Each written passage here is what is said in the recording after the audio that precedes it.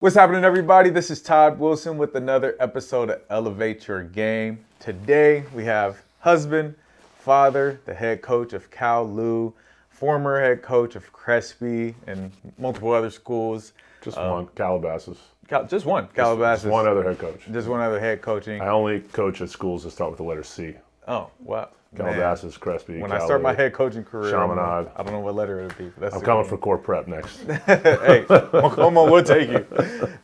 Russell White. What's up, man? Thank Thanks you for for having coming me. on the show. Absolutely. We love to start this show off with the wall of hoop movies. Your favorite hoop movie of all time and why? Don't even have to look, but it's Hoosiers. I'm probably aging myself, but I remember where I watched it the first time. I remember where I was. I remember how it made me feel. I still enjoy watching it whenever it comes on. Love it. Yeah, no, Love it. I think what's amazing is Gene Hackman's acting, because I don't think he really likes basketball like that, does he? No, you actually do speaking of podcasts, there's a podcast called The Rewatchables. I don't know if you're familiar with this. Bill Simmons' company does it, Ringer. Okay.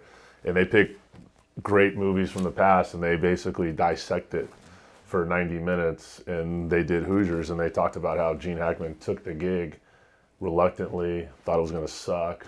It was just had didn't care.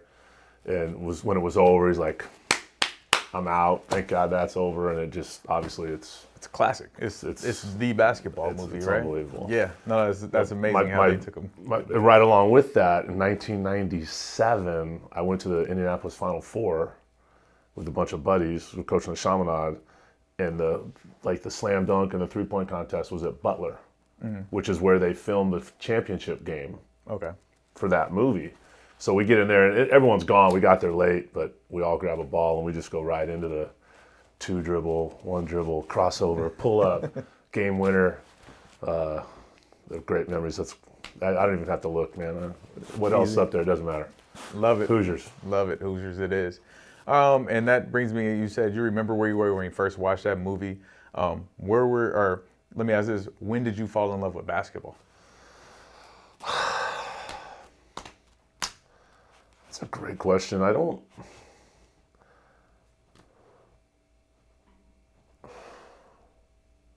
Out the womb. I don't know, man. Out the womb. I don't know. I grew up, baseball was my love, in the 6, 7, 8, 9, it was baseball cards galore. My dad was in the Air Force, so we moved a lot. Sometimes you miss seasons because you're moving. I bowled. I did a lot of bowling growing up because there was a bowling alley on every base. I would say in high school, I kind of focused on it. And then when I got to college and really, Mike Dunlap was my coach, and I just saw the whole thing. My high school program was pretty average. And I get to college and I watch a coach build a program. We got there. The year before I got there, we were 5-21. Wow. My senior year, we were number one in the nation for Division III. Had nothing to do with me, but I watched that transition. I watched that move, and I think that's when I got truly passionate about it and figured out I wanted to coach. Oh, that's awesome. So you knew playing in college that you wanted to coach one Yes. day. Did you start that transition as a player, kind of, in any type of way? So my junior year, I decided not to play because I knew I wasn't going to play. I knew I wasn't good enough at that point. And I actually got hired at T.O. High School right down the street from Cal Lu, and I was an assistant coach for the soft frosh team my junior year. And then my senior year, I decided to play again, but Cal Lu has a JV team, so I was a senior playing JV in college, had a great time. Our team was really, really good. And as soon as I graduated, an assistant at Cal Lu got hired at Chaminade to be the head coach. And then he brought me on as the freshman coach. Nice. And he brought on Brian Cantwell, who's now the head coach at Chaminade. Yes. He brought him on as the JV coach. And Brian's been at Chaminade since 1994, which is crazy. I did not know that. Yeah, I knew he's been there forever. We graduated from Cal Lu and got hired at Chaminade. No, it's awesome to hear the basketball ties. You, Cantwell, Jeff Dunlap. I know there's you guys used to work his camps, Yep. and then I forget who else is in that whole there's a tree. large group. Like you're that coaching tree. Is that what do you? I know you have your own coaching tree at this point. Where did you come from a coaching tree as well? Mike Dunlap. Dunlap, okay. Yeah, Mike Dunlap was that's who I found my passion. I learned what a really good coach does. That's where it started for sure. That's awesome. For sure. Man. And then transitioning, so you're at Chaminade, then over to Crespi. So no, 1999, I left Chaminade. I was a freshman coach for 4 years, JV coach for 1, varsity assistant the whole time. I was a teacher there. 1999, I got hired at Calabasas. Okay. And stayed there till 2006. Got it. And we had a player. Your Valley legends will remember the name Drew Houseman. Okay. Who, as a freshman, was about 5'2", 95 pounds, and started, and was a monster. And then ended up going to Harvard, played overseas in Israel. Oh wow. He was the first Division I player I coached, and was just a. How tall did he end up being? I think he got to 6'1", maybe. Oh, nice. 6 foot, but. Just the headiest player, super skilled, winner, just was a dude. First time I really coached a guy that knew what it took and knew how to win. Yeah. And then 7 years at Calabasas, and then I got hired at Crespi in 2006. And there for 12 years. 13 years. 13 years. 2006 to 19, and then in 2019 I went home to Cal Lu. Man, that's awesome. So, you're probably most well known for your time at Crespi, making the playoffs 12 out of 13 of those years, I believe. 7 section and 7 state appearances, 2 CIF titles, 2 state titles. You say so, the titles for sure. I remember those, but the playoff appearances and all that other stuff, I don't. A lot. You were in the playoffs a lot. We had a lot of success, and we'll caveat that with a lot of good players. Yeah, absolutely. I think that's a key that people miss is you can always be a good coach. You have to have the players and the system and all those things. Good coaches cannot win with bad players. Wow. Yeah. Bad coaches can win with good players. 100%. And you had some good ones. Very good. You said you seen somebody, you saw Coach Dunlap come in and change a program, that the culture builder, and you can see it in what you did at Crespi and now what you're doing at Cal Lu. What are, 3 factors that every coach should look to build as a foundation coming into a new program, trying to build it up? I think every coach needs to find their own 3 things, if you will. I know I've always focused on hard work, fundamentals, and then however you want to put it, culture's there's a fancy term I'm looking for, but it's a very popular term these days, culture, but camaraderie, building a group. So fundamentals, hard work, building a group that enjoys being together. I mean, you go back to my time at Cal Lu and your foundation, we all have our foundations as a coach from somewhere, and going to Cal Lu, I was a bit player, literally 6 games in 3 years. I was a non-factor. But my time there, the friends that I made, the teammates that I had, they're still my guys to this day.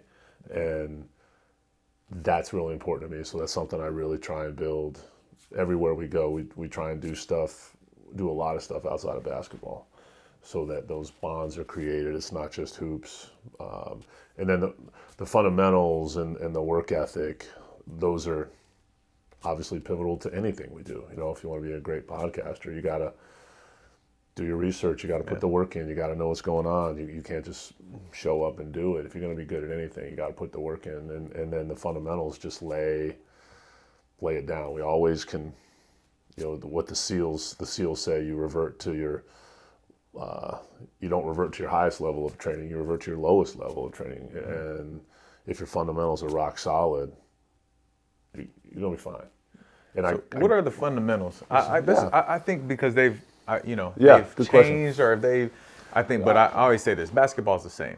The spacing has changed and the skill level of kids have changed. So certain things have, maneuvered, but the foundation of basketball. What is fundamentals mean? What are we talking about? We're talking about passing the ball, catching the ball, moving without the ball, setting a good screen, defensive positioning, defensive communication. Those are the things. And other people have asked me this too. When we were successful at Crespi, we obviously had dudes. I mean, dudes. But we didn't have 12 of them. We didn't have 7 of them. We had 1 or 2.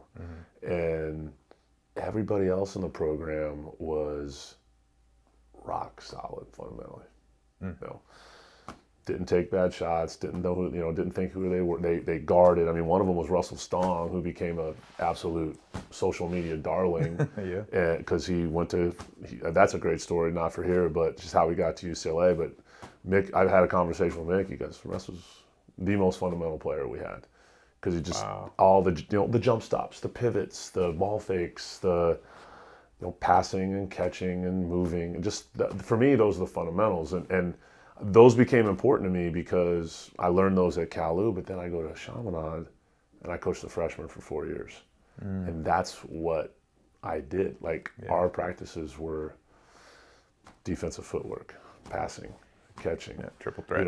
Triple threat, the whole deal. Like, we played cutthroat and it was, you got triple threat. Everything else was fine. If you didn't triple threat, you're off.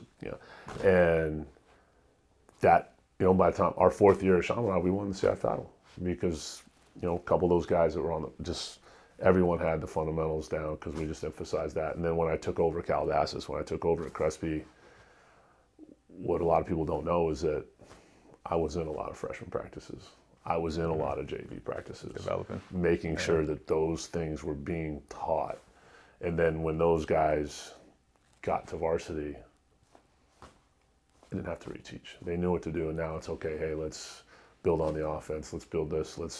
We can grow and get better as opposed to spending all our time jump stopping and catching, throwing to the outside hand, post entries, just box offs. But those are the fundamentals for me. Now, I don't teach those now. Obviously, when we get to Cal Lu, if you don't have those, we don't do 5 lines, jump stops, full court. No, we don't have time for that. We just don't have time. And you better have that coming in or you're just not going to play. That's awesome. So when you go out recruiting, you probably look for that with those strong fundamentals. Absolutely. So I think that's lost because of so much talent, right? And even though a kid can be skilled, they may not have the fundamentals. And so I think that's so important to hear that. That's what you look for as a college coach, one, because that's what we should be preparing these kids for on the grassroots level. But also how strong your fundamentals, how far it took you from. And I didn't know, because you don't see it a lot where varsity coaches are in freshman practices and JV practices, and what that does for a program. It takes a lot of time and effort. And when I got my first head coaching job, I wasn't even married. By the time when I finished at Calabasas, I was married, had been married, but we still didn't have any kids. When I got to Crespi, my son Peyton was just born, and that that's a whole nother conversation about how you manage your work-life balance and things like that. But I've just got to the point in my life where I'm either coaching my team or I'm with my family. You know? And then the only other thing that I might do is golf, and I don't do that basically from September to March. I don't do it during the season. Right. Clubs come out of the car, put them in the corner of the garage. I say, I'll see you guys in March. But it's what's important to you. You talked about work ethic. That's how we knew we were going to build a program, because we'll get a couple guys, but we're going to be good. I still say we were really good because our teams were so locked in on the fundamentals and the team concepts. And then you got a Brandon Williams or a D'Anthony or a Taj or a London where you can just, hey, go do it. Be you.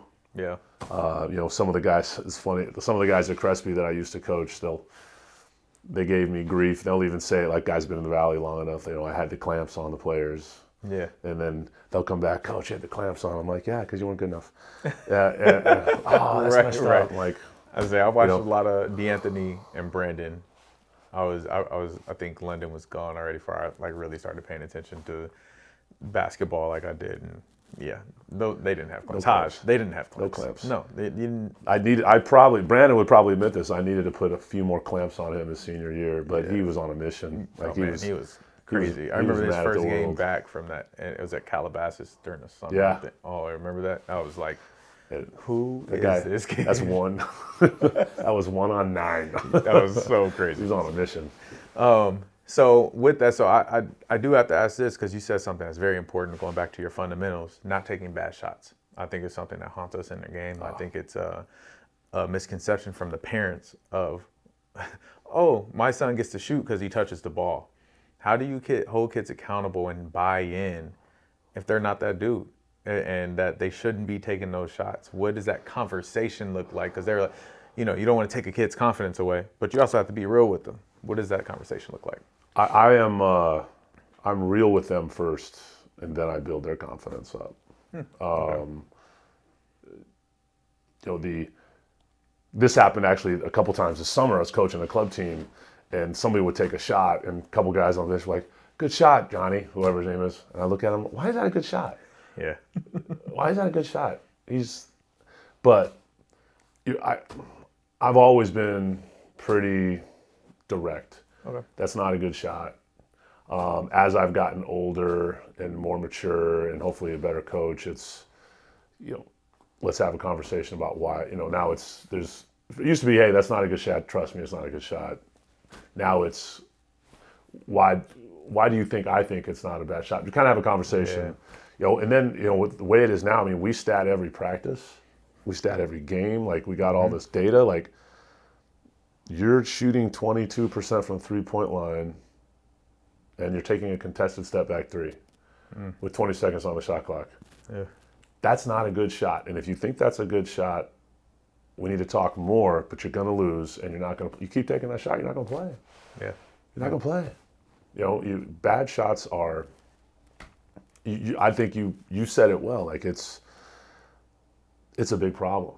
Everyone thinks shooting a shot is a good shot, and a good shot is one that you are going to make 50% of the time or more. And then so even this, like, I've even had players at Crespi like, oh, I should be able to shoot the 3. I'm like, all right, let's get in the gym. Let's take 100 threes. Yeah. Let's shoot 100 threes on the gun. There's a great drill. It's called the license. License to shoot, yeah. And then if you get the certain number, then you get to shoot the 3. Now, we don't quite do it like that, but we stat all our shooting drills in practice. So we know who's a good shooter in practice and who's not. And we got 6'7" guy wants to shoot 3s. He's shooting 22% in practice. No. Get your butt in the gym and go work. Kyle Owens, love him to death. Wanted to shoot the 3 more, and I'm like, okay, you're a 33% 3-point shooter. I'm not saying don't shoot it. Right. But I'm not running a play for you to shoot a 3 when we got Russell Stong and Kyle Dosa and all these that shoot it at 40%. Like, I'm sorry. They're better. Yeah. Give me a better percentage, and then then maybe they'll, if you shoot more, maybe they'll shoot more. Shoot a better percentage. Maybe. I don't know. I've had that before. Oh, my son's a gamer. That's not how I coach. Right. I need to see them practice first. Yes. The guys who are real gamers, they probably get to the NBA really quick. Those guys who are like actual gamers that they think their kid is like, no, if they're a gamer, then they're going to produce. Yeah. Period. And they're going to compete. And there's very seldom where you see a guy who's successful on the court in college and the pros who doesn't work their butt off at something, man. It is. Then I got a lot of stories. I got a lot of stories. No, that's awesome. I think it's just important for the parents to hear, because you've been on both sides, right? And now you even have your son coming up and seeing him, and I'm sure you taught him all these things, right? With we know what his high percentage shot is a dunk at this point because he's super athletic, but also as his game grows. And so, watching your son develop over time, would have been the things that you emphasized the most to him? Is it, let me ask this, how do you balance that father-coach relationship with him? Well, I for the most part, I don't say anything to him in games except keep playing, play through it, get your head up, just little things like that. I don't think anyone has ever heard me say, shoot it, drive it, go score. Coach, I've seen you call a whole play from the side. No, I'm joking. No, he's actually pretty quiet. I've watched the games. Hey, I need a double screen for P. Give me a double pin down. Right. You P, you curl it. No. Hey, Coach. Timeout. I've really spent a lot of time, especially the last couple of years since he got to high school. I've really tried to focus on coaching his mental and his confidence approach. To be frank, I'm not in the gym with him a ton. I get him in the gym a lot, but I'm not putting him through workouts. I'm not. We're not doing. Every once in a while he's like, "Hey, Dad, can you help me with this?" And we go in there and I show him some things to do, and I watch it and he does it, and then he'll do it on his own for 2 weeks, whatever it may be. I'm really trying to, because I think the talent level is so high now. Yeah. Like it is. This is another aside, but let's go back to Peyton. I've said this to a lot of people. When I grew up, and even maybe when you grew up, the talent was good. Mm-hmm. Now the talent is better, and there's more players. Yes. There's more of them. But what nobody seems to realize is the number of colleges and the number of college basketball opportunities is actually shrinking. Yeah. Yep. There's way less demand than there was when you and I grew up, but the supply is way more. And that's if I was going to write a dissertation and do a doctoral dissertation on the state of the game. I mean, there's just so many players, and the opportunities to play at the next level are so few. Now they've gone up in the past 5 years because these prep schools and these prep academies have really, I don't think blossomed is the word, but have grown into a nice little cottage industry. So kids have that option now, but now the path is prep, JUCO, yep. and then go to 4-year. Right. And it's just, there's just so many good players. So going back now, bring that back to my son, like I'm really trying to differentiate him with his mental approach and his confidence and how he maintains his confidence. And, and he's a dynamic high school athlete. Yeah. But he's pretty regular if you start comparing it to Division I. Like he needs to get better. He needs to be more skilled. He needs to, and those things will come with time, but you're working on those things every day.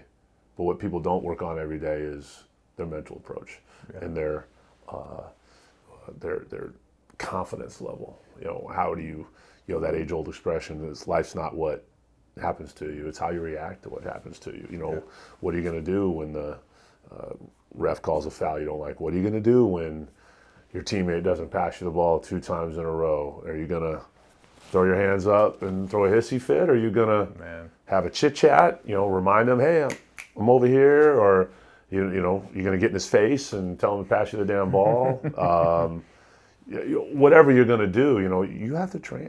I firmly believe you got to train for those moments. Yes. And I think a lot of, that's not, I guess that's my approach with him. Like that's where maybe we're doing some things differently than, maybe other coaches' dads were. I'm not in the gym with him. I'm not showing him how to do double crossovers into a step back. I've never taught that in my entire life. But hey, how are you approaching this? Are you putting the proper work in? When you go to the gym in the morning, we live a mile from Cal Lu, and he gets in there multiple times a day if he's got nothing going on. He doesn't need me, but he knows when he goes into the gym, there's a plan. You're not just going in there and throwing up flippers. And I'm all right. I'm going to get up 100 mid-range. I'm going to get up 200 threes. I'm going to do ball handling for 20. Like, there's a plan. Okay, good. You got that now. So that's how I've approached it with my son. We didn't raise him to be a basketball player. He found a passion for it, just coming to our games. Yeah. He really didn't even play. I mean, he played local AYBA, CYBA, but we didn't get him on a club team till he was probably, I know it sounds late, but when he was, I think 9, maybe 10. And it's funny enough, I mean, that first practice, he cried the whole time. Don't get mad at me. He was very uncomfortable. Yeah. And he's not uncomfortable anymore on the court. No. He pushed through, and obviously his mom and I are beyond proud of him, and he handles himself well off the court too. He's got great grades. Yep. And setting himself up for success. Yeah. Yeah. You guys did a great job. So. Very proud of him. Love watching him play.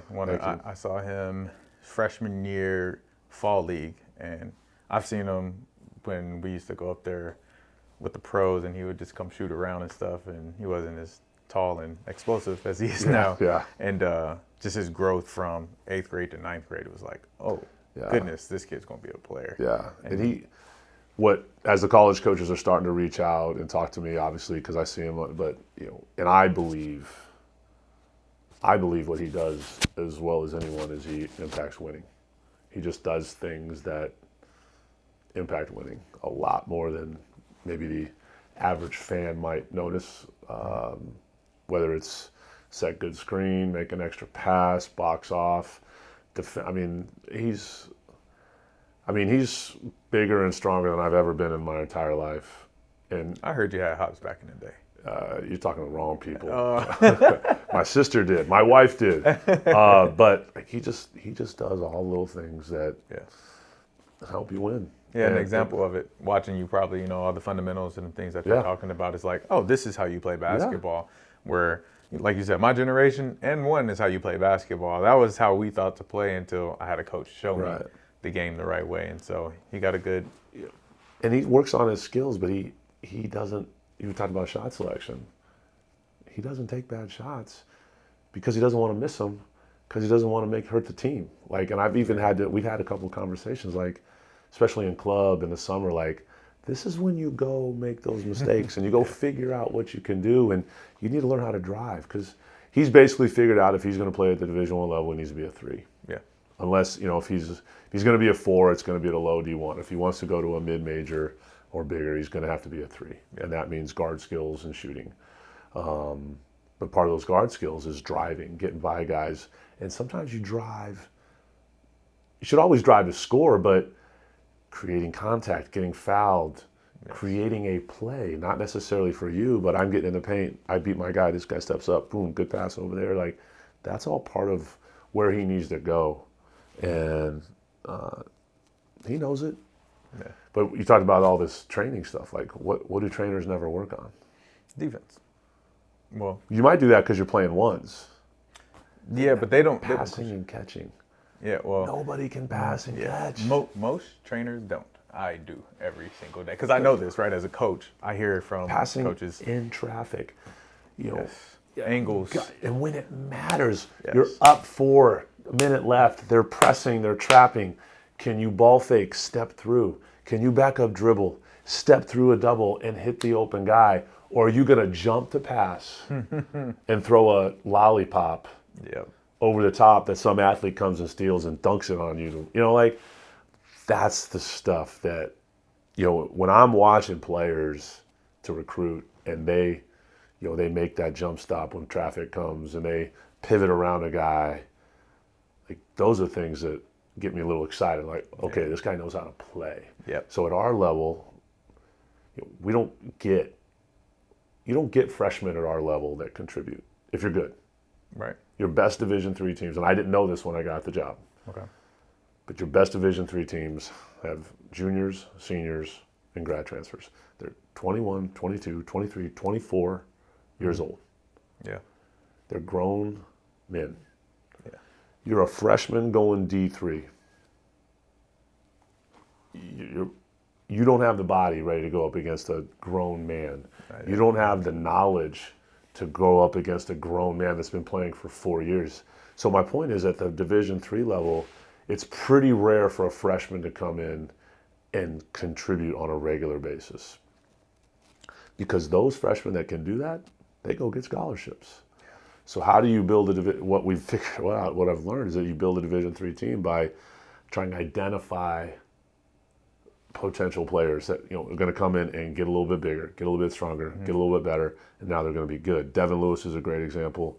Pasadena High School, part of our first recruiting class 4 years ago. I wasn't even sure I wanted him. That's a great story, but we ended up taking him, and he wanted to come, and he's gone through his trials and tribulations as a player. Last year he was MVP of the Sky Tournament. Wow. Was our leading scorer, and he's coming back for his senior year. Nice.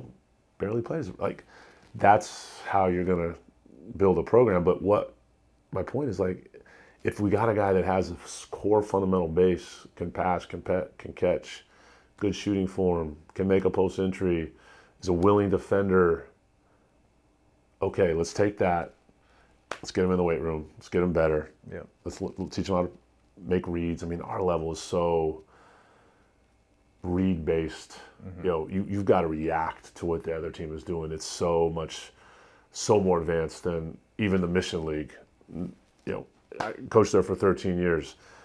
It's been a massive learning curve for me going to Division III. Wow. Not that the basketball is worse or better or whatever. I mean, obviously there's 10 Division I athletes in the Mission League every year.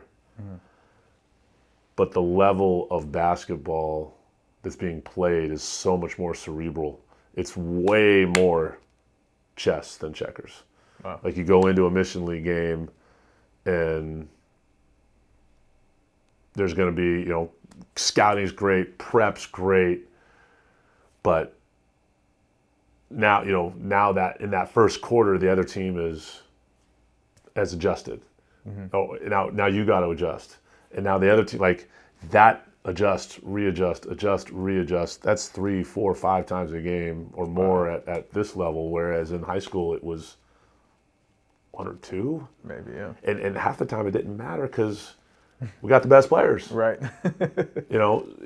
So it's been a jump, man. It's been a challenge. It's been a struggle. Definitely. That Crespi mantra of a lifelong learner. It's not just Crespi, but that's one of their mantras, lifelong learner. It's absolutely come to fruition. Like, how me learning how to recruit at this level, me learning who we want to recruit at this level, me learning how to not only prep for in-game adjustments, but make in-game adjustments. Like, what I think is that at this level, we prep for adjustments. Like in high school, you might say, oh, they're running this pick and roll. Let's blitz it, or let's shark it, or whatever. However, there's different terms for different ways of guarding it. But we spend a lot of time prepping 3, 4 adjustments for a game. Just so they're prepared for whatever. So we come into a timeout and we go, okay, we're not going to guard the pick and roll like this anymore. We're going to guard it like this right now. And we've got that package of defensive routines. In high school, you've got your main, you've got a backup, and then if those aren't working, it's double it. Yep. Get the ball out of his hands. No, I think that's the cerebral part, and even for the players, that they have to understand and know that. That's why the fundamentals are so important, because, like you said, you're prepping for game action to win games. Yeah. You're not prepping for them to pivot and yeah, pass. we don't. The only thing we do fundamentally regularly is shoot. Like, we will shoot every practice, at least probably 25% of practice, if not more, because you just need the reps. Yeah. But the jump stops and the pivots and the ball thing, like, if we know we're playing a team that's pressing, we'll incorporate that into some drills. But we don't have time. I mean, our first practice is October 15th. Our first game, we got a scrimmage on October 27th. We got a game on November 2nd. We got a game on November 9th. I mean, we don't, in Division III, a lot of people don't know this, there is no off season. And when I say there's no off season, that means there's no off season. That doesn't mean you're always on. That means you're off from March, when your season ends in March, until October 15th. I can't coach my players. Oh, you're not even allowed to. I can't coach them I can't be in the gym I can't be in the gym when they're in the gym. So is there an assistant coach? Nobody on staff. And so they have to go and get work by themselves. Yep.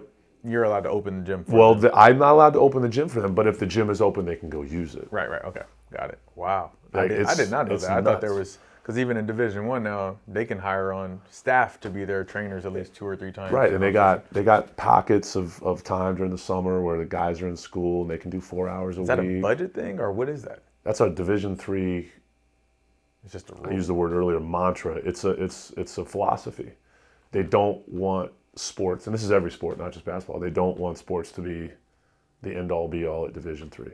Okay. A Division III athlete is actually a true student athlete. Got it. You know, go get your internship, go get your job, go study abroad, whatever it may be. Be a regular student as often as you can. So it's not bad, but these guys won't play basketball and we can't coach them. Right. So you get to that first practice and you're looking at your calendar and you got a game and you got a scrimmage in 12 days and you're like, I hope you guys know how to jump stop because we ain't doing that. Right. You know, here's our install, here's our offense, here's what we're running. Like, you know, They force you to golf in March. That's crazy with the rules. At the end of the day, that I did not know that. So it's a good opportunity for trainers to come in. Well, and help develop those kids who are 100%, trying to do it like, on the things that you're talking about. We've actually had conversations with guys like at our school, like you're a trainer. For you to come into our gym and train one of our players, you would have to have permission from the school, you know, and get all the paperwork and the insurance, and that's a pain in the butt. Nobody wants to do that. But that's for sure. Like, you're not hired by us. You're an individual contractor. Mm-hmm. You have access to use the gym, and now you bring, like, if we could figure out a way to get a trainer to rent the gym, and then our guys pay him $10 an hour to get 10 guys in there. You know, now trainers make $100 an hour, whatever it may be. I mean, I know that's a regular rate for one person, but like, how can we find a way to get our players trained by good guys, good coaches in the off season? Because it can't be me or anyone on staff. Wow, that's interesting. No, that's a good opportunity for trainers who are listening, and more important for people who are striving to be coaches to understand at the Division III level. I think it's a level we know little about. Very that's little. because it's D1 or bust for most of these kids. Especially in SoCal, especially on the West Coast. I mean, here's a trivia question for you. How many Division III schools have basketball teams? Round number. I say 13 I think it was something like that. Wait, in total? Total, in the country. No. In the country. So there's, I want to say 300 and something, 350. 430. How many? Way more division. How many in California? That's where I think it's like 13. Is there 10. more? Okay, I know it was. How many in Oregon? 1. 5. Whoa. How many in Washington? 7. 4. How many in Idaho, Colorado, Utah, New Mexico, Kansas, Montana, all those states combined? 20. 1. There's only one D3 in the whole Midwest-ish. Or not, From, I guess from so the you west go side of the Midwest. Arizona, Utah, Idaho, Wyoming, Montana, Kansas, Colorado. Did I already say that? Those 8 states, there's one Division III. Whoa. So you go to the East Coast, you go to the Midwest, like, there's 20 Division III schools in the greater Chicagoland area. Man. Like, just that, you know, think about Los Angeles. We have 9 Division III schools in the greater Los Angeles area. From Thousand Oaks to Orange to Redlands, there's 9 Division III schools. Decent number. Mm-hmm. Chicago, a tad bigger, 20 plus. Boston, 20 plus. New York, 20 plus. Man. They're everywhere out there. The Division III is not a slight in the Midwest on the East Coast, right, in Ohio. It's not a slight. Yeah. Out here, I don't want to say it is a slight, but that's the perception. No, that's what like, kids say. You have to. I'm not going D3, and I'm like, and this is what it's basketball, but come watch a game. Yeah. Come watch a game. And then all these guys that think they're D1 or potentially D1, and we're not recruiting them. Now, and no D3s are recruiting them because I mean, kids these days have no idea what it takes to be, how good you need to be. Like, they just don't, and they're not going to find out until they figure it out on their own. That's why they got to go to prep, and then they got to go to JUCO, and then all of a sudden, wow, this is, I mean, just come to one Cal Lu game. Offers out, people. Yeah. Games are free. Oh wow. Oh, we're going. Come watch. Come see how strong these players are, how good these players are, and these guys are basically paying to play. It's Division III. There's no athletic scholarships. All academic. It's academic, and no one gets a full ride to Cal Lu. That's just not what we do. Unless, I mean, there are a few that get full tuition paid because they're elite students that have nothing to do with hoops. Right. But grants and all that kind of most stuff. people are paying $15,000 to $30,000 to go to Cal Lu a year, and they come to play basketball. I mean, so it's definitely, and I don't know how, we're not going to change it. It's just there's just too many players here, not enough Division III schools, not enough Division III opportunities. I mean, half our roster is from we barely recruit SoCal because most guys aren't interested, and the ones that are, a lot of times they're not good enough for us to be, a top team in the country. Man. Or there's a lot of other factors too. Most guys need to come in and wait. A lot of guys don't want to wait. Wow. Especially if I'm going D3. If I'm going D3 and I'm going to pay to go to school, I want to play right away. Right. Okay. Yeah. Good luck. Yeah. Good luck. That's such good information, and just so the kids have a correct perception of what college basketball is, and why I never understood it from the California's perspective. Right, is that there's a limited number of D3 schools, and so that's why it's not, kids aren't excited as to play college ball as they would be for any opportunity. And no one grows up saying, I want to play D3 ball. Right. I mean, that's just the reality of the situation. Yeah. And but they have to be open to it. I think the exposure, what you said is right. I think it's important for a kid to go to, right, we're here. Go see UCLA, USC. Go see LMU Pepperdine. Go to Cal Lu. Go to Masters University. Go see that NAIA ball. That's and go watch a junior college basketball game out here and see the land, like you're saying, see the landscape, so you could have a good perspective. And where's the D2s out here? There's plenty. You go Dominguez Hills, Cal State LA, okay. Azusa Pacific, Concordia Irvine, Point Loma is down San Diego. They're a national power. Like every level is covered in SoCal, but I mean I would encourage every high school coach listening to take your players to every level of game you can as a team. Great team experience, and now you get a feel, and not just watch it, but have a dialogue after about what you see. I mean, it's very few players have the skill set coming out of high school. The ones that have a really good skill set to play Division III are. They may not have the body to play Division III because the players are so much bigger and stronger.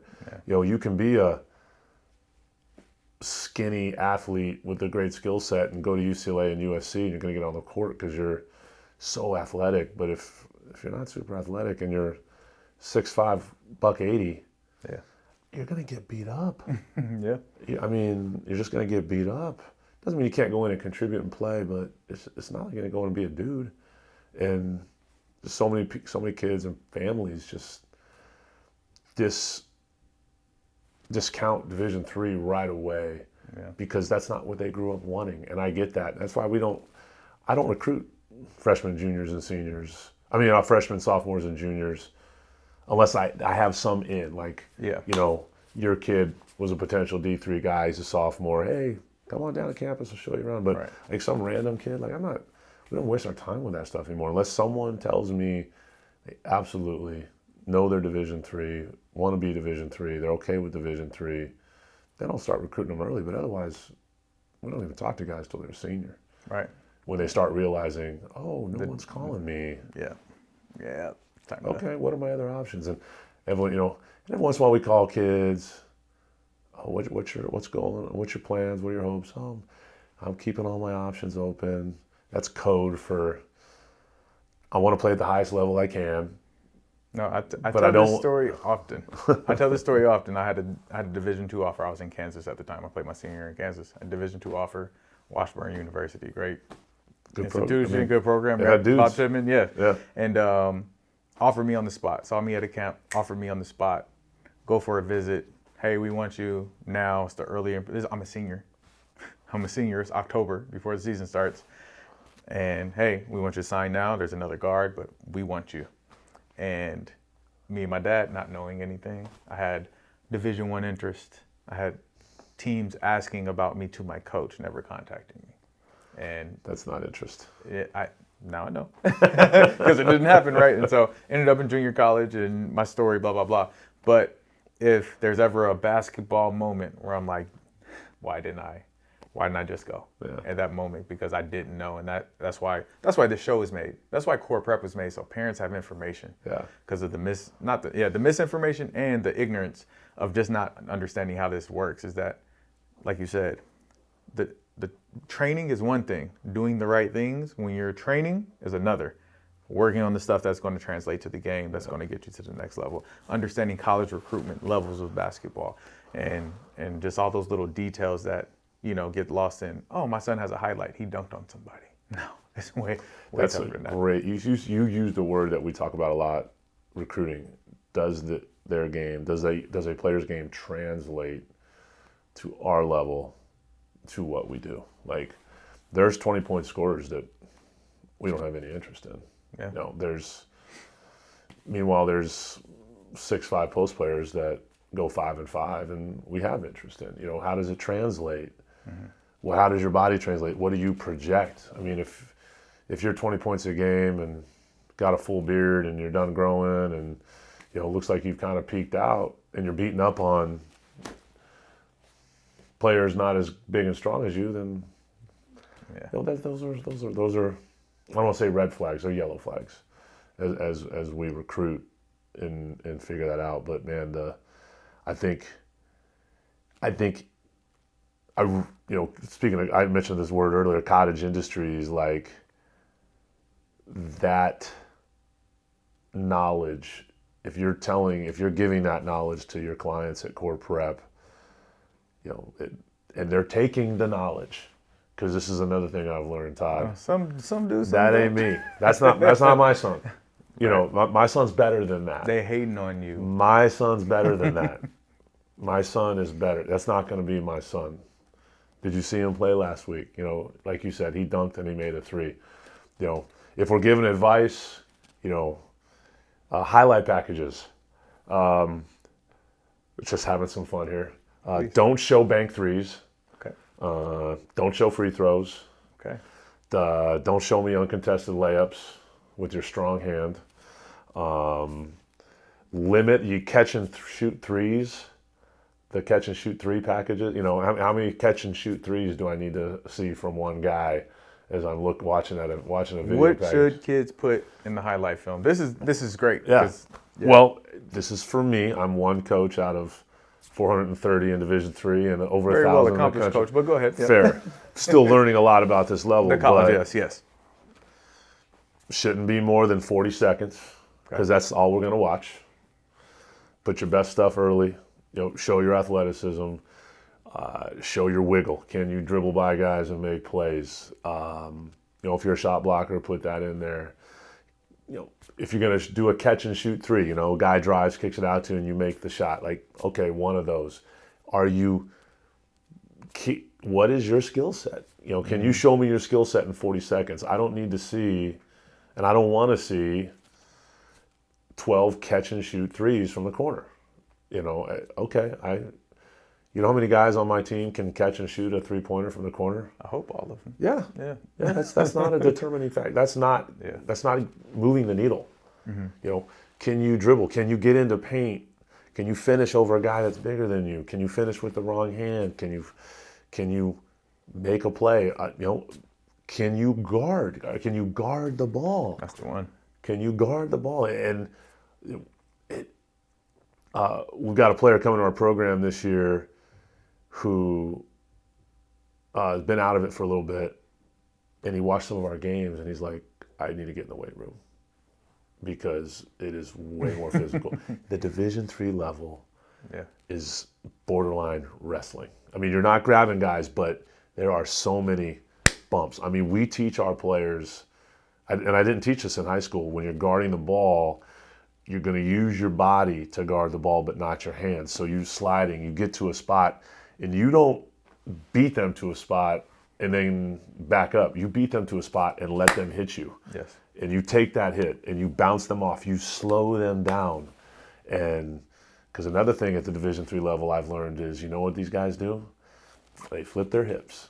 If you don't body them at the free throw line or the 3-point line, and you don't body them till the second block, 8 feet away, flip the hips, fadeaway jumper. Good night. It's over. So you can't let them get that deep. So you're not going to do that by beating them to a spot. You're going to do that by being physical. Would you teach high schoolers that now that you know I that? would. Yeah. Okay. I would. I was literally in a session this morning, and that's all I was teaching the kid. He's a tweener, right? Trying to move out to the perimeter, and his post defense is great. Now he's moving out to the perimeter. He has the ability, athleticism, length, smarts, and that's the main thing I was teaching. So you cut, dude, you're so massive. Cut people off with your chest. Sounds like someone I know. I could probably get them in there so they could bang together because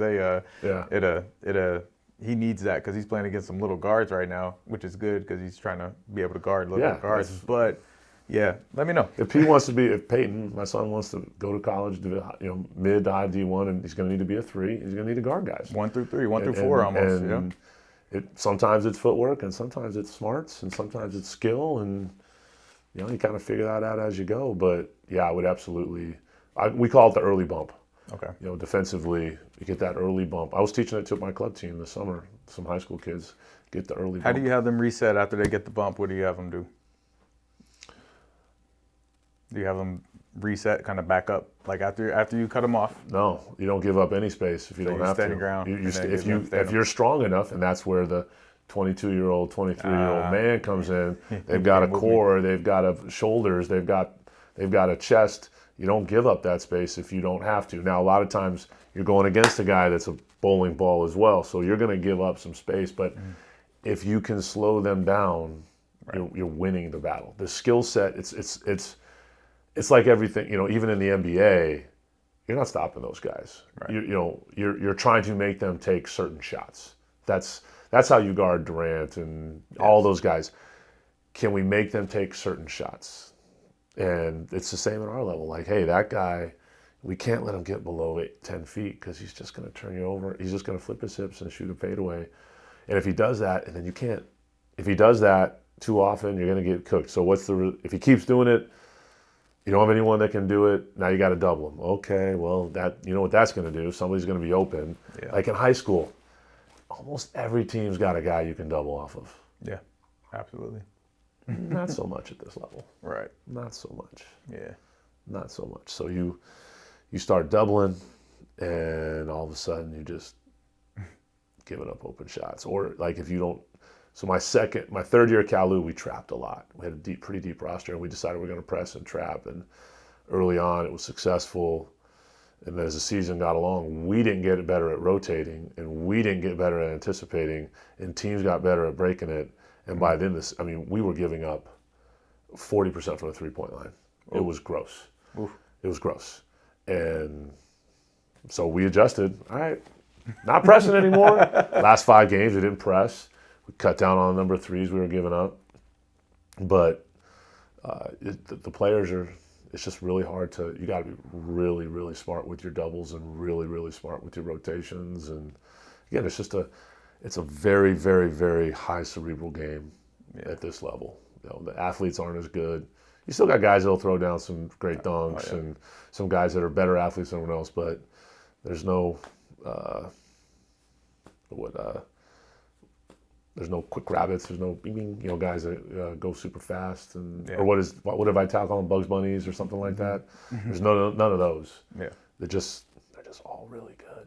Yeah, play solid basketball. They just know how to play. So you've had some NCAA playoff appearance. That was fun. Yeah. I'll run that back. What was that experience like? I know you guys it didn't seem like you were doing too well early in the season, and kind of I guess 500 level, Yeah. and then picked it up at the end of the season. What was that experience like? No, I never thought we were doing bad. I thought we kept getting better.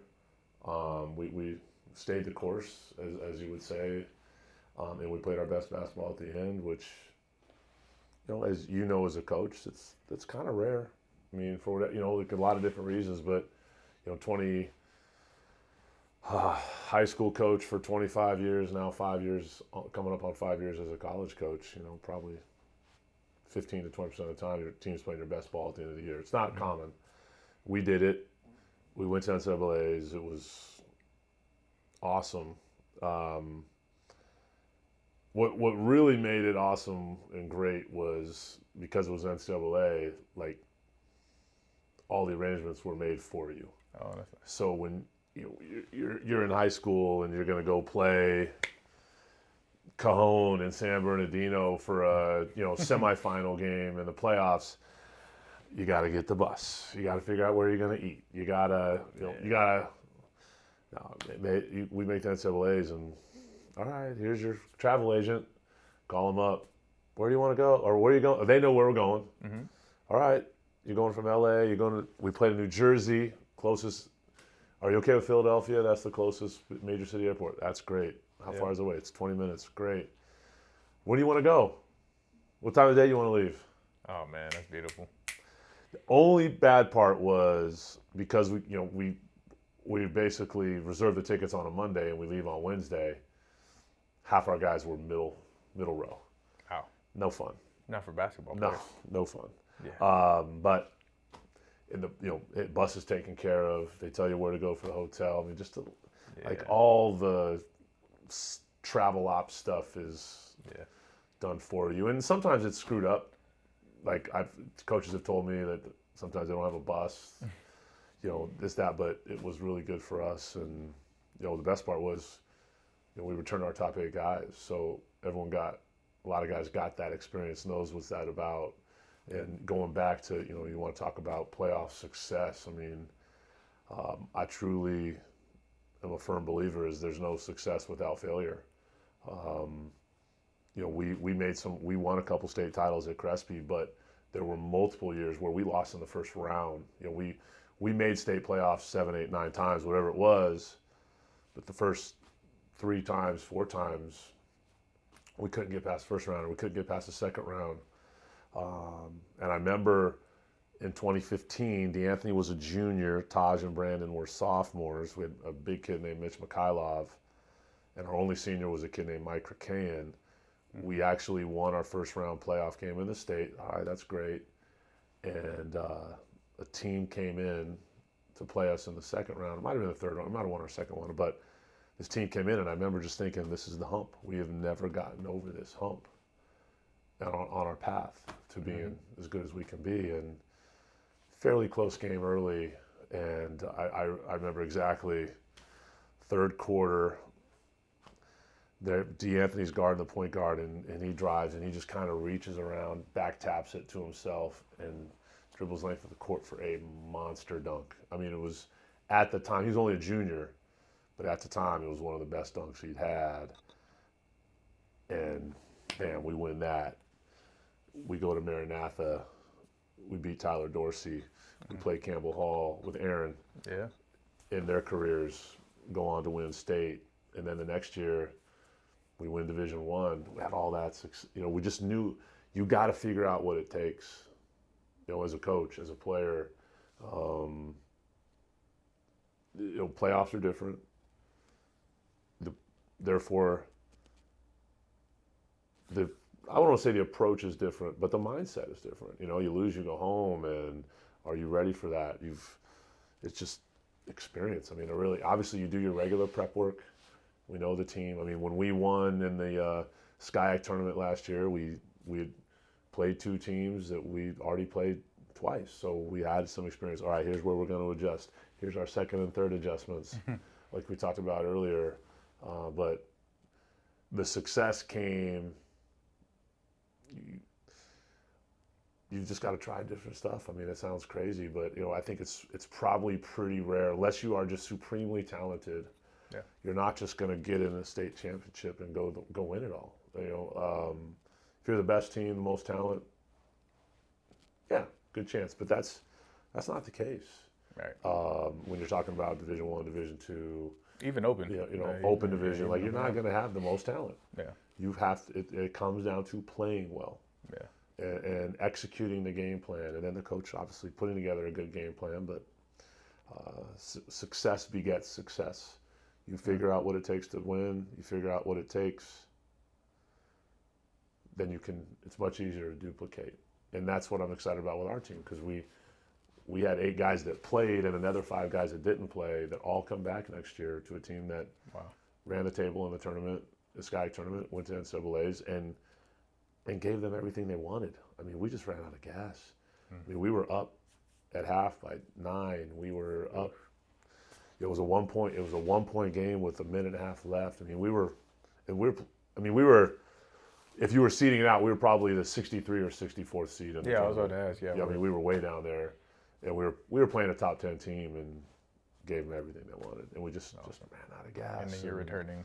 When everyone's coming, so now it was just the whole process of walking into that gym, and NCAAs are playoffs are always a little bit different. In high school, this was always unique. All season, freshmen play, JV play, varsity play. Then you get to the playoffs, games at 7 o'clock, but no one's in the gym. Yeah. From 3 to 6:30. Like, yeah. What do we do now? This is weird. Yeah. So just dealing with those little things, but I think the more you're there, the more you figure out, the more it becomes regular. Mm-hmm. What kind of evaluation or assessment do you do on yourself as a coach? So this is going into your 6th year at Cal Lu? Fifth year at Cal Lu. And you're here. Like you made the NCAA tournament, you're able to build like you're talking about. Do you do an assessment of yourself as a coach every year, and as the team builds? Is like, I think a lot of administrations look, and if you don't have success in those 2 to 3 years, sometimes they're already looking for another candidate for your job. But as you can see, if you give somebody an opportunity in that time to build, right? Is there something that you do personally that you make sure that you're on your game? I do. I would say there's 430 Division III schools that have basketball. I would say 50 of them are jobs that you kind of have to win. I think there's 375 or 80 that, as long as you don't break the rules and as long as you don't, treat kids like poo-poo, and you're not going to lose your job. It's not how this level works. There's a few schools that, and the ones that are like that are the ones that invest. Right. Hey, we're putting money into this program. Cal Lu is not one of those programs. Like I don't. If we have losing seasons the next 5 years, I don't think I lose my job. No, we're not going to have losing seasons the next 5 years, because we, for a lot of reasons, but we're just not.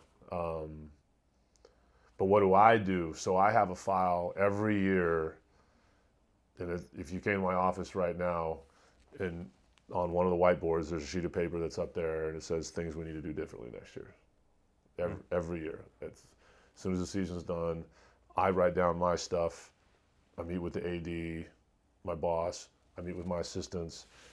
I meet with every player. And the players don't give you nearly as much as you want them to, and you just compile all that information on a sheet of paper, on a notebook, and then you sleep on it a couple days, week, whatever, and then here's what we're doing differently next year.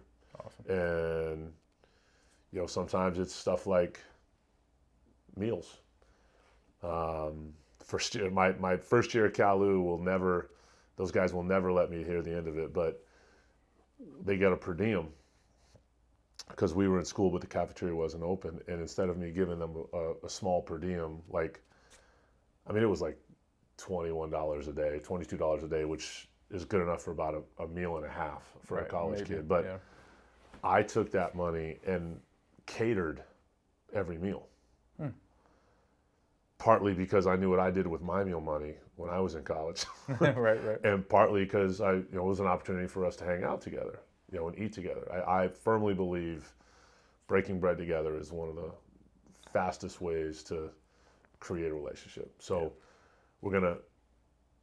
I hire a company to cater this food for us, and breakfast was at 7 and lunch was at 12 and dinner was at 6, and sometimes it wasn't very good. So the guys are like, at the end of the year, hey, what do we need to do differently this year? And like every single guy, give us our per diem money. Okay. So the next year, all per diem. But now we don't get that mealtime together. Yeah. So now the next year, which was actually this past year because we missed one for the pandemic, this past year, one meal a day was catered by me, my choice, where everyone came and we ate together. And then we did it's really cool actually, we did a bring your own steak night. So the guys, they got into going to Ralph's and buying food, obviously, when they get it per diem, and got a grill at the house. We're like, okay, Tuesday night, everybody bring your own steak.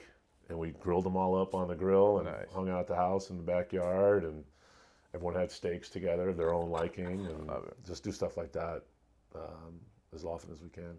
Yeah, I think people miss on that too, is just the importance of that bonding outside of the sport and around food.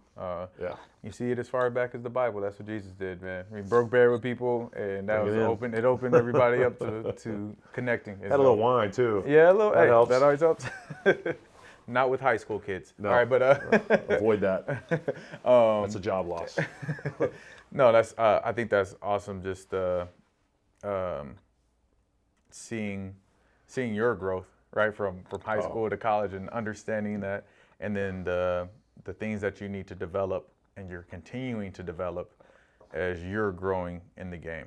And so, I think there's a lot of guys, a lot of people in this business that wouldn't admit it, but they think they got it figured out. And there's not a true growth mentality. Like, they're willing to try stuff, and hey, we need to do this, and we got 2 bigs, let's do a high low, whatever. But a true growth mentality is, I talk about all the time. Even go to last year, our team. We don't talk about winning. We talk about getting better. Like, the last time I talked to a team about winning games was 2014, 2013. Like, are we going to get better? Let's just keep. Now we got to. Sometimes you got to define getting better. Sometimes sometimes you just know, hey, we're better. But other times there's stats. Basketball's very analytical. You can break it down. And are we getting better? And through all of it last year, I don't think we ever won more or lost more than 3 in a row. Yeah. But and if you probably haven't watched me coach a college game, but you watched me coach high school at Crespi. Like, I know, I'm aware of the reputation I garnered as a fairly energetic sideline coach. I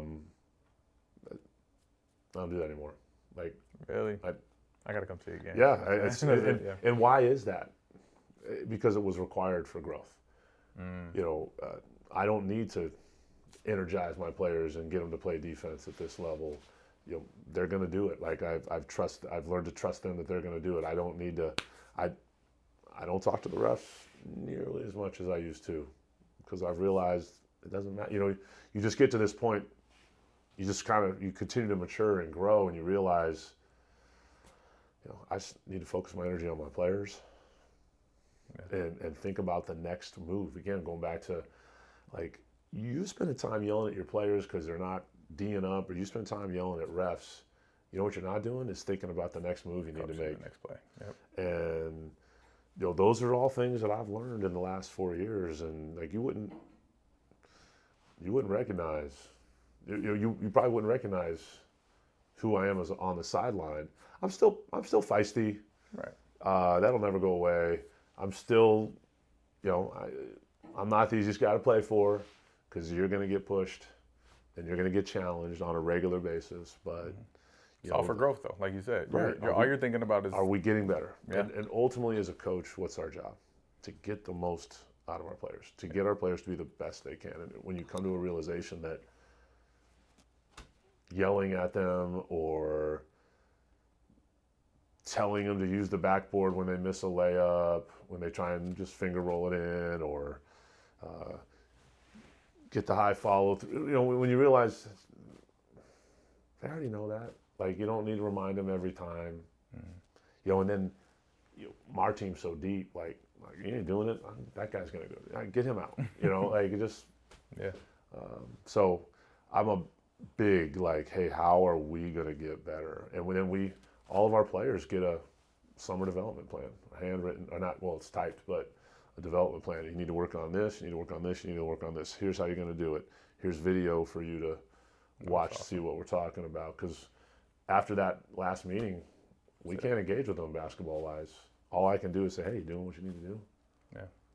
Wow. That's awesome. That's awesome. I think that's the biggest job of a coach, is to be like, we've become life coaches in these kids' lives more than anything, because we're the most consistent mentor figure besides their parents, and sometimes even more than their parents sometimes, of teaching them the life skills. What you're giving them is, hey, whenever you go to your next job, you got to keep on personal developing. You got to keep getting better. You're opening up it's not a Pandora's box, but I think I'll just speak for me personally. I got into this gig. I got into coaching because and you probably the same. You're passionate about the game. You love the game. And you love competing. And that's who I was when I was early in my career. I wanted to win. I wanted to create a great team.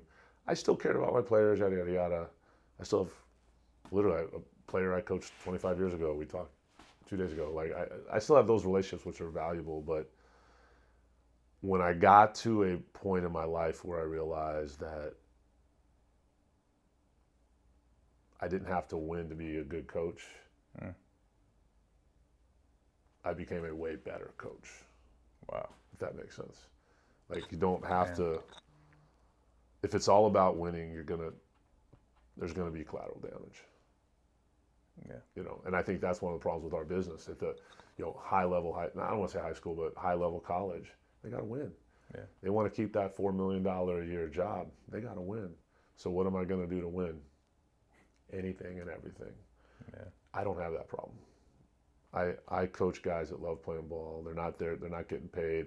They're not worried about an NIL deal. They're not worried about. They would love to go overseas and play college if that opportunity presented itself, but they're focused. They know they've got a backup plan.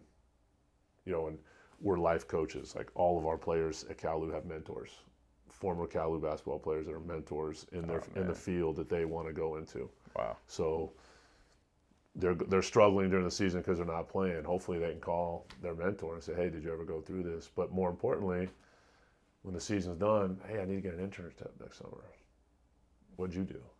Hey, and then they develop a relationship. Maybe there's a job for them, but that's our job. Is and again, when you realize that's ultimately your job,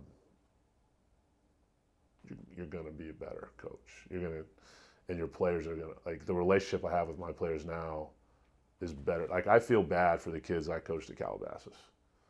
My first head coaching job, 26 years old. Was I a bad person?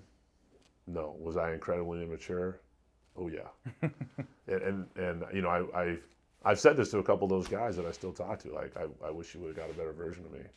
Yeah. And it's all part of the growth process. But you've gotten better. Yeah, you've gotten better every day. It's all part of the process. And I'm going to be, if things go the way I really hope they do, I'll be at Cal Lu another 20 years or so. I'm only 51, so I got plenty of time left. I did the math. I was like, I'm figuring this out. I was like, he's 51. I just thought. I'm not old. Yeah. I mean, I'm on the way down, but I think I got some time left, and like I want to be my best when I'm 65, 70. I don't want to coach for 7 years and stink. Right. Just hanging on. So you made the decision to stop coaching high school and go coach college. Yeah. Why? What were the main reasons? Well, the biggest pull was Cal Lu. Okay. Like, Cal Lu's my alma mater. When I left Cal Lu, that was the goal. Like, I want to be the head coach here someday. And all my friends knew that. All my teammates knew that. And leaving Crespi was incredibly difficult. There were a ton of tears shed in front of a lot of people. I garnered this philosophy that at Crespi, so I left mostly because I wanted to coach at Cal Lu. It wasn't a pay raise. It's not more prestigious. The players weren't as good. It was an ego thing, to be frank. It's something I wanted. It's a vision coming to fruition. Right. Yeah. All that being said, if I had to do it again, I don't know if I would. Wow. Because it's been really hard. It's been really, really hard. And I know what Crespi is. Derek Fisher just took the job. If he does that right, that is a great, great, great job. And not because you're going to get the best players, but because that community, if you do it right and you embrace the community and you take care of the kids and you take care of the families and you give them a great experience, you're still going to be good. But just the love and the passion that's at that school was something that was really special to me. Yeah. So leaving it, would I do it again? I don't know. Do I regret it? I don't regret it. Right. And when this thing opened up 2 weeks ago, when Crespi opened up 2 weeks ago, my thought process, obviously a lot of people asked if I was going to go back, and speculation, it lasted for about 3 seconds. I wasn't going back. Yeah. Mostly because 2 reasons. I don't want to coach Peyton on a full-time basis. I think it'd be a disservice to the other players on the team. We have to talk about that. Fine. But also, what we're doing at Cal Lu, we've turned the hump. I mean, the first year we were 4-21 and we were bad. Last year we made the NCAA tournament for the first time in 23 years, and we bring back 8 returners and we have 3 transfers to fill gaps. Wow. We're gonna be pretty good. Yeah. It's not time to go. No. So Just getting started. Crespi changed my life. It did. That opportunity, coaching there, I matured. I got a philosophy that I still grasp onto, and then I'm continuing to perfect it at Cal Lu. So it's a very special place. And my son's there now, which makes it even more special. And watching him play and create his own mark. Yeah. It's a lot of fun. That's awesome. It's a lot of fun. You don't want to coach Peyton. You said it's a disservice. Is it a disservice to them, to the other kids on the team? You said, or to the is that what? Explain that. I like watching my kid play. If I'm coaching the game, I need to, this. The best coaches don't watch the ball. Right. The best coaches are seeing it all. Like, I like to watch my kid play ball. Awesome. No, and good. I'm going to get caught up. I've even felt it. I've coached this club team a little bit here and there, and your son gets, the ref doesn't call something on your son, and I feel my emotions go up a little higher than they would if it was on not my son. Just little stuff like that I've noticed in my time. Like I said, I kind of assisted on this club team for a couple of years, and plus the perception of coach's son. Like, I coached high school for 25 years. I made a rule. I got to a point about halfway through my career, less than that, I am not coaching dads. I'm not having dads coach in my program. Yeah. It was against the rules. I'm not. And even if your son's playing varsity and you want to coach freshmen, nope, not doing it. Not doing it. And I got to that point because there were so many perception problems with parents. Oh,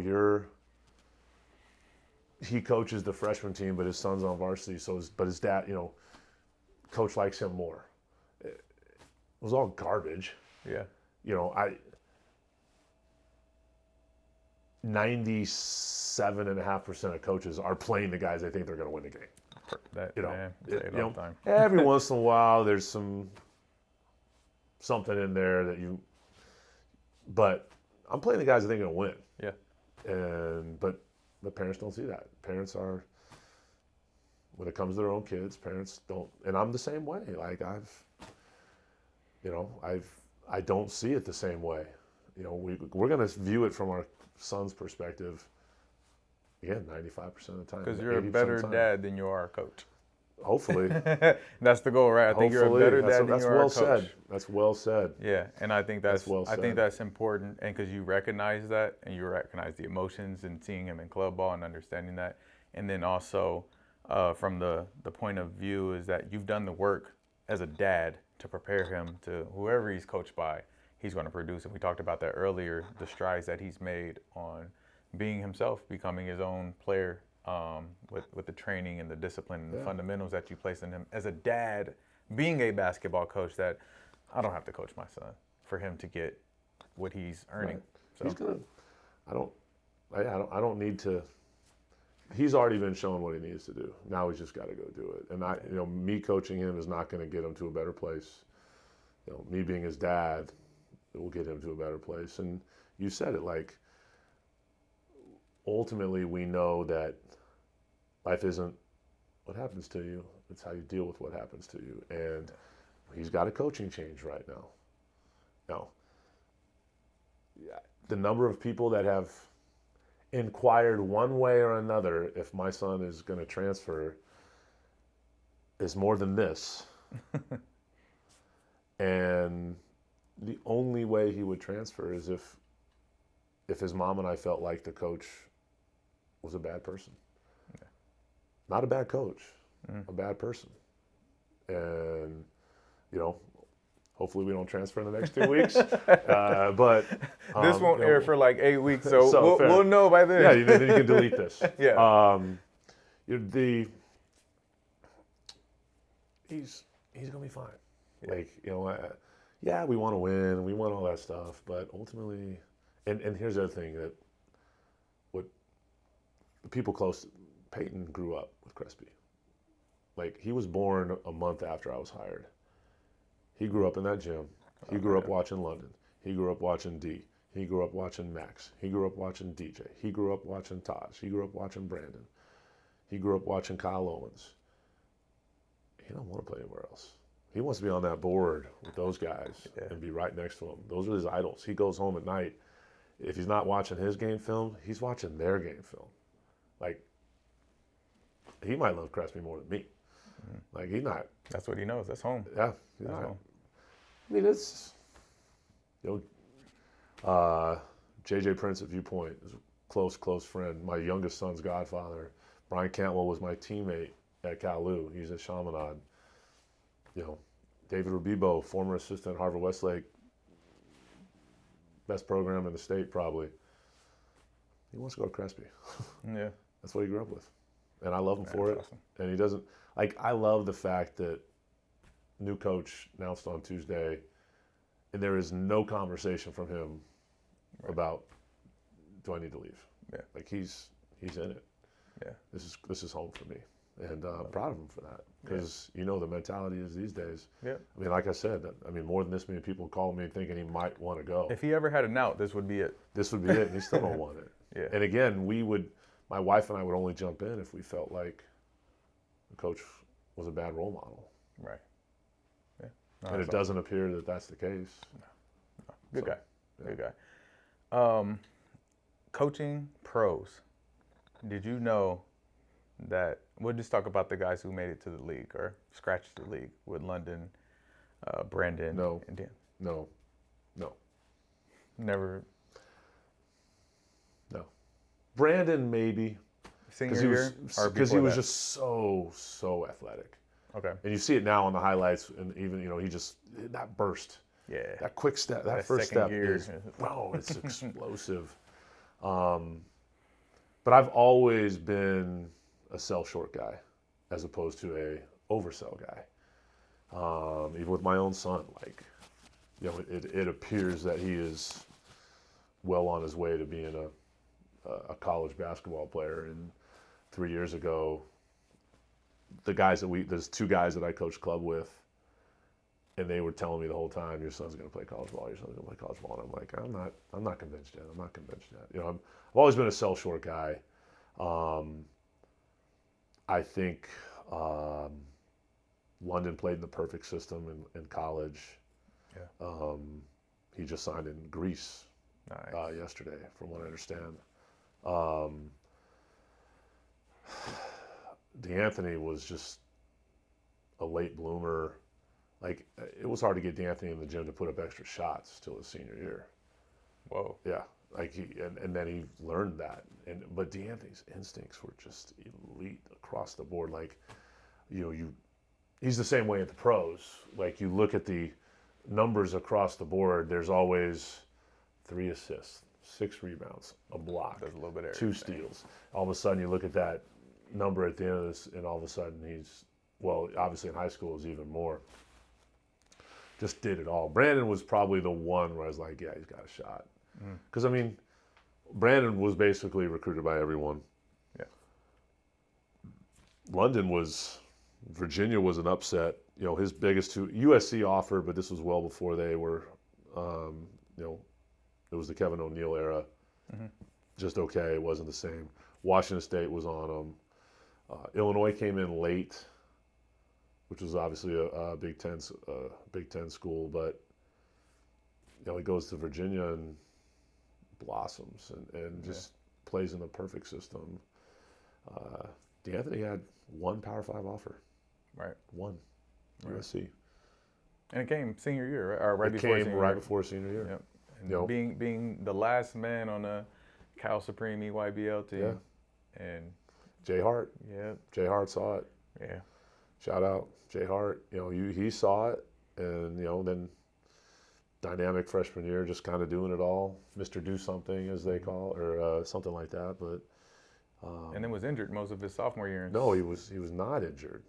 He was on that. He was suspended because he was involved with that coaches thing. Oh, that's what happened. He got suspended. So didn't play much. Didn't play his sophomore year at all. And still got drafted. Still got drafted. Funny story about D'Anthony getting drafted. So early on in the process, he's fringe green room guy, supposedly. Yeah. I don't know if that's actually true. But Toby Spino, Toby. Yep. Toby and Toby's dad were his middle school coach and pushed him to Crespi. Toby and I are friends to this day. We spoke yesterday, yada, yada. And we're like, hey, D's going to get drafted. Let's go to the draft. Heck yeah. So we buy our tickets in May or April for the June draft. Well, D starts sliding down. It's like 3 weeks before the draft, and he's a projected late first round, early second round. He goes to tell us he's not going to the draft. I'm like, what do you... Hey, you can sit in the stands with us. We're going. I'm not going. So me, Toby, and Toby's now wife were at the draft when D got drafted, and he wasn't. Oh man, did he get his name? He got his name called though. Yeah, 47th pick, Houston Rockets, second round. You should have walked on stage for him. I would have. I should have. I would have walked on stage. I should have. That's awesome. I should have. All right, we're going to get to the next part of our show. I forgot the topic. My Rushmore. What was it? We're going top 4 basketball schools in SoCal. College. Not UCLA, not USC. Nice. Okay. We're going to hit the next segment of our show. My Rushmore. It's going to be your top 4. We're going to go top 4 colleges in Southern California not named UCLA or USC. For basketball. For basketball. So where would we wouldn't mind our kids going? Basically, Exactly. right? You have a 2-year-old, so Yeah. we got some time. Yeah. I've got a 17 and 11. Not as much time. Yeah. Am I first or are you first? You first. Well, Cal Lu's number 1. I've already put that on the table for Peyton. You've offered Peyton? I've offered NIL deal. I've got a good relationship with his mom. I've been denied. I don't think it's going to happen. Okay. After that, I'd probably go. Point Loma's really good right now. They did get a new coach, but they've been really good for a while. A bunch of their guys go overseas pro. Point Loma's a D2 down in San Diego. Next on my list, I can't say any SCIAC schools. That's our conference, the Southern California Intercollegiate Athletic Conference. That's Cal Lu's conference. So all of you guys are out. You get no shout outs. Pepperdine. I think Romar's a great dude. My wife went to Pepperdine, so we go on Cal Lu 1, Point Loma 2, Pepperdine 3, UC Santa Barbara 4. Got it. Those are my 4 non-USC UCLA's. Why Santa Barbara? Close to home. They're good. They're good. Joe They're does a good consistently job. good, Joe does a good job every year. They're consistently good. He's produced guys that play at the next level, whether it overseas or in the NBA. I mean, Gabe Vincent. Yeah. I mean, they're good. Yeah. They're good. I like it. I'm comfortable with my choices. No, they're strong. I would definitely send my kid to most of those. So, my 4, Pepperdine. I'm a huge Romar fan, just because of, like you said, the human he is next level. High level. From the first time I've met him, probably 10 years ago or so, and I went. This is before he was the coach. This is when Westball was the coach. But went to a Pepperdine camp before I really knew what I was doing in high school. It was like my freshman year, and so I always liked it. But Romar, just who he is, developing pros. I think he does a great job, and just who he is as a person. 2, I'm going to go with, it's a sleeper to me. I go with Fullerton College, the junior college. Barry is good. They've been puts guys out. consistent. Yeah, he produces guys. He develops them. You see a lot of Southern California talent go through there and be being able to go to the next level. I'll sign off on that. Yeah, I'll sign off on that. My good friend Tim Denson went to high school with him at Corona Santiago. This is years ago. Graduated like 04. But That's where Perry went. Yeah. To Corona Santiago. No. Tim Denson, who played before Perry. It was before Perry was coach, but before him, this is like in 04. Okay. He went there. Only undefeated team in California history, 33-0, and he was like the state MVP. But so that shout out Tim. Yeah, shout out Tim. He's in China now, training CBA teams.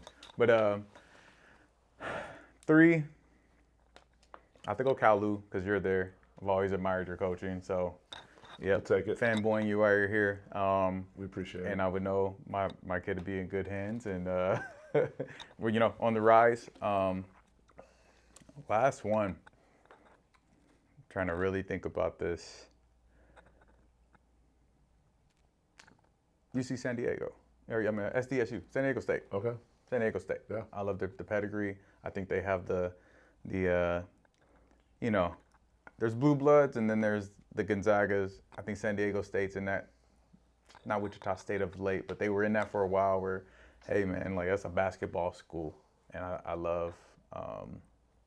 Yeah, I would love to live in San Diego. I might have to add them to my top 4 if I redo. Yeah, which I'm not going to do.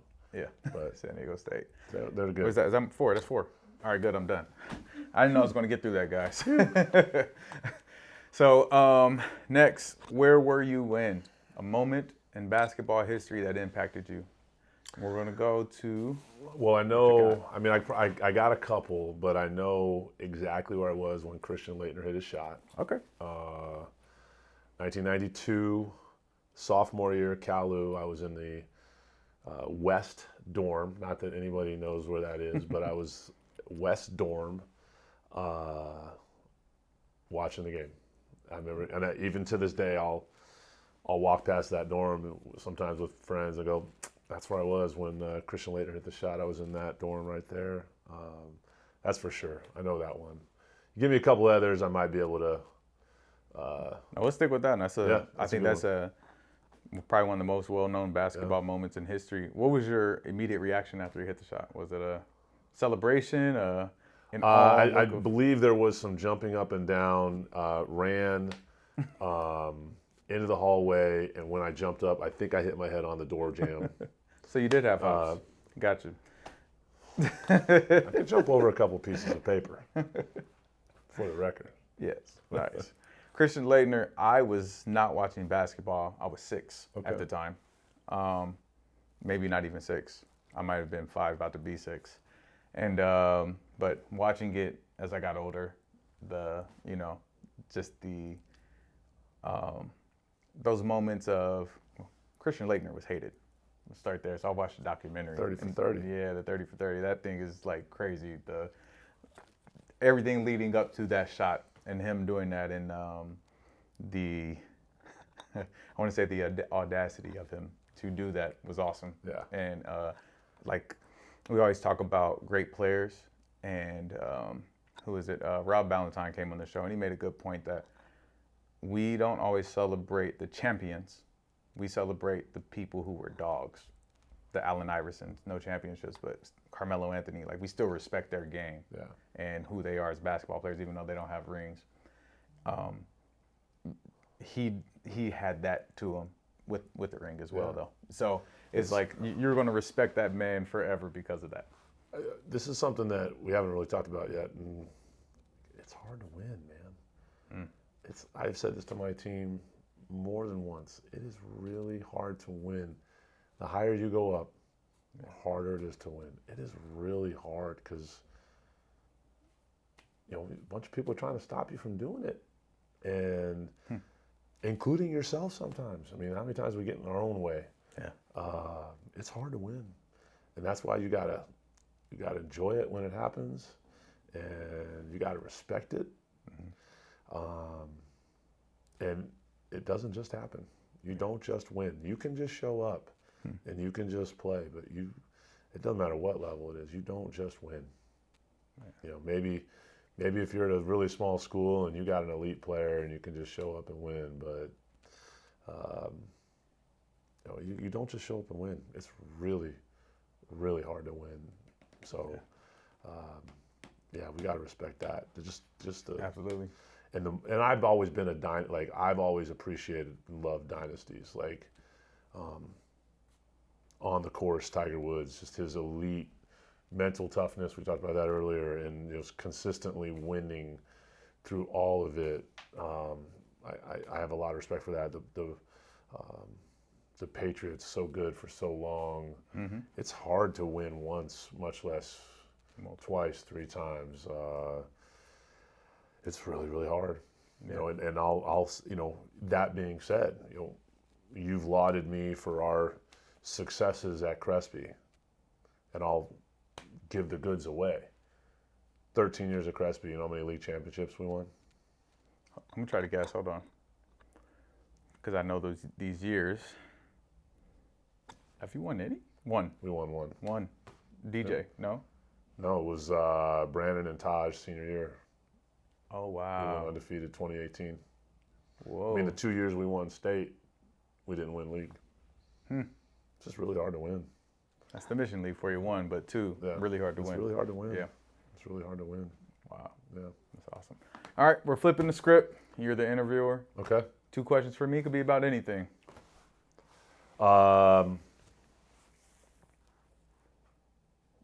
Long-term plan for Core Prep Academy. What a question to ask right now. Boy. Sounds like there's some things in the hopper.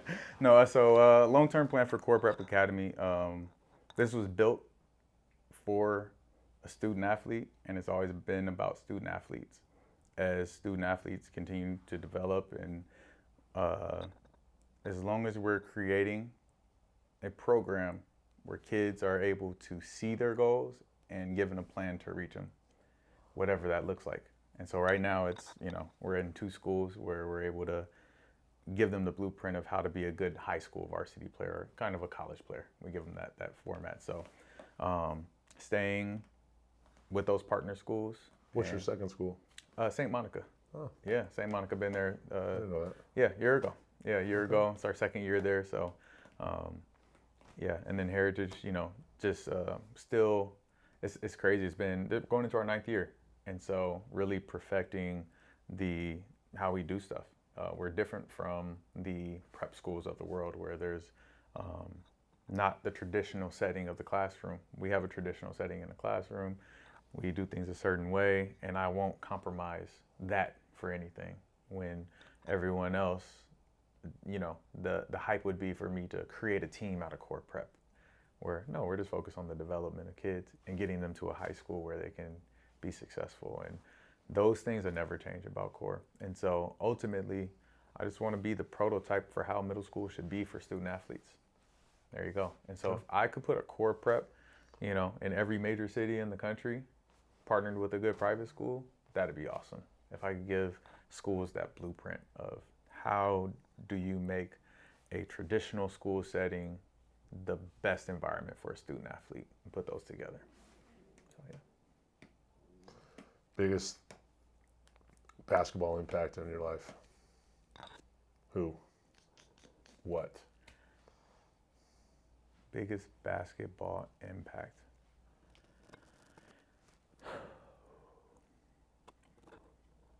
It would have to be These questions haven't been asked before? No, these are great. These are awesome. Yeah. People always ask about my kids. These are good ones though. No, I feel bad. No. These are 3 questions? 3. We go 3. No.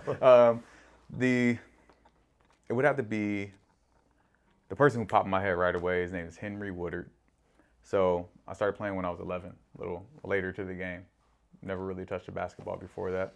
Little street ball with my friend across the street. And he was my first NJB, which is, your local park and rec, just different. And we went 10-0. We were 9-1. We had a forfeited game because of rotational issue in these leagues, whatever. We were 10-0. Really good team. Left a mark on you. Yeah. The biggest influence on my life were Henry Woodard and Randy Cole. They had their sons playing on the team together. And of course, their sons were, we had a 5'9", 11-year-old and the little guard who can go. And they taught me how to play basketball. That was my first experience with basketball, and they were real basketball coaches. So I got the fundamentals. We created, from that team, we had the All-Stars from there. And we were the only team with 3 kids.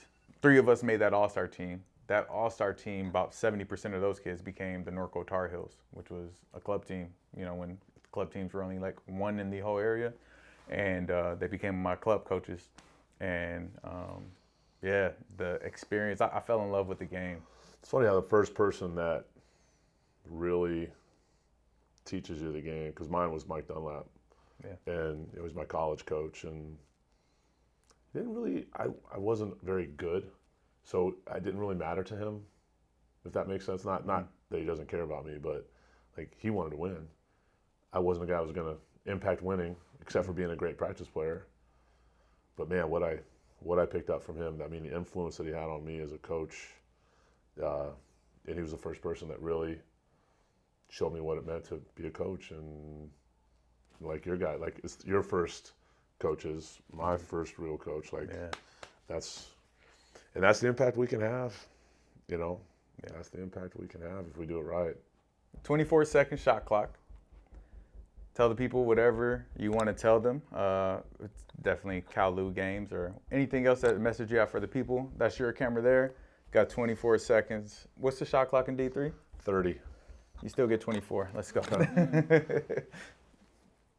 Division III basketball is underrated. You need to check it out if you're interested in playing college ball.